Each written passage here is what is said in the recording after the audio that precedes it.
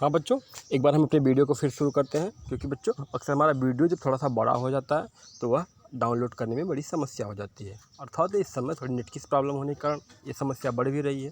तो फिर इसको देखते हैं, पूरी बात तो पता नहीं। हाँ, आगे देखते हैं। जैसा कि कहा जा चुका है, मूर्ति संगमरमर की थी, टोपी की नोक से कोट के दूसरे बटन तक कोई 2 फुट ऊंची, जिसे कहते हैं बस्ट, और बहुत सुंदर थी। नेताजी सुंदर लग रहे थे, कुछ मासूम और कमसिन फौजी वर्दी में मूर्ति को देखते ही दिल्ली चलो और तुम मुझे खून दो वगैरह याद आने लगते थे। इस दृश्य से यह सफल और सराहनीय प्रयास था। केवल एक चीज़ की कसर थी जो देखने में खटकती थी। नेताजी की आंखों पर चश्मा नहीं था, यानी चश्मा तो था लेकिन संगमरमर का नहीं, एक सामान और सचमुच चश्मे का चौड़ा काला फ्रेम मूर्ति को पहना दिया गया था। हालदार साहब जब पहली बार इस कस्बे से गुजरे, चौराहे पर पान खाने के रुके, तभी उन्होंने इसे लक्षित किया और उनके चेहरे पर एक कौतुक भरी मुस्कान फैल गई। वाह भाई, यह आइडिया भी ठीक है, मूर्ति पत्थर की लेकिन चश्मा रियल। बच्चों, यहाँ पे हम लोग देखते हैं कि जो नेताजी की मूर्ति थी वह लगभग 2 फीट की थी। जो उनके कॉलर के 2 बटन से लेकर के ऊपर पूरा कद बना हुआ था। मूर्ति खूबसूरत थी, संगमरमर की बनी हुई थी, कम उम्र की लग रही थी, वर्दी धारण किए हुए थे, उनकी टोपी भी बनी हुई थी। ऐसा लगता था जैसे नेताजी भी तुरंत बोल देंगे, अपने नारे को देंगे, दिल्ली चलो या तुम मुझे खून दो, मैं तुम्हें आज़ादी दूंगा। ऐसे तमाम नारे के बारे में लेखक को याद आता है या हालदार के बारे में कहलाना चाहता है कि सब कुछ ठीक ठाक ढंग से चल रहा था। लेकिन उसमें क्या समस्या थी? सब कुछ तो था लेकिन उसकी आंखों में नेताजी का जो चश्मा था वह मूर्ति के साथ नहीं बना हुआ था।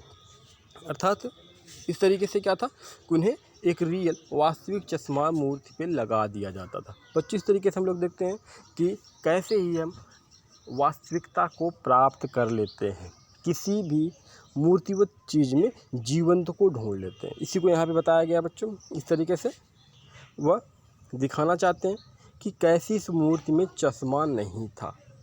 अब क्यों नहीं था? दूसरी बात थी उनके चेहरे पर अक्सर कौतुक भरी मुस्कान फैल जाती थी, क्योंकि जो चश्मा उसमें लगा हुआ था वह वास्तविक चश्मा लगा हुआ था, रियल चश्मा। और उनके चेहरे को, अर्थात जिसे जो मूर्ति बनाने वाला था, हो सके वो चश्मा बनाना भूल गया हो। जैसे आज के समाज में हम लोग क्या करते हैं, सब कुछ तो कर लेते हैं लेकिन कोई किसी विशिष्ट कार्य को करने में ही भूल कर देते हैं। ऐसे मूर्तिकार ने किया। अब क्या होता, उसी विशिष्ट कार्य की पूर्ति के लिए जो लौकिक व्यवस्था की जाती है जिससे उस कार्य की पूर्ति होती रहे, ऐसे ही नेताजी की मूर्ति में भी किया गया है। किसी ने उनको वास्तविक अर्थात सही का चश्मा लगा दिया है, जिससे नेताजी की मूर्ति देखने में कुछ कमियां नज़र न आए, जिसको देख करके हालदार साहब थोड़े प्रसन्न, थोड़े संदेहशील, थोड़े संकोची या थोड़े वे विभिन्न प्रकार की कौतुकताओं से भर जाते हैं कि यह कौन सा नज़ारा है या यह कैसा है जो इस तरीके से दिखाई पड़ रहा है। ठीक बच्चों, फिर आगे देखते हैं नेक्स्ट टाइम वीडियो में आगे क्या होता है। अभी के लिए इतना ही। हाँ बच्चों, आप लोग इसको पढ़ते रहें, पढ़ने के साथ साथ आपकी जो भी समस्या है उसको दूर करते रहें। और एक बात और क्या केयर कीजिए आप लोग कि आप लोग सभी बुक से पढ़ लें, जो भी समस्या है उससे पूछ लें। आपकी क्लास रेगुलर हो सके साथ ऐसे ही चले। इसमें हम आपके डाउट्स को सीधा क्लियर नहीं कर सकते हैं, उसके लिए हमें टाइम लग सकता है। तो बस इतना ही। ओके।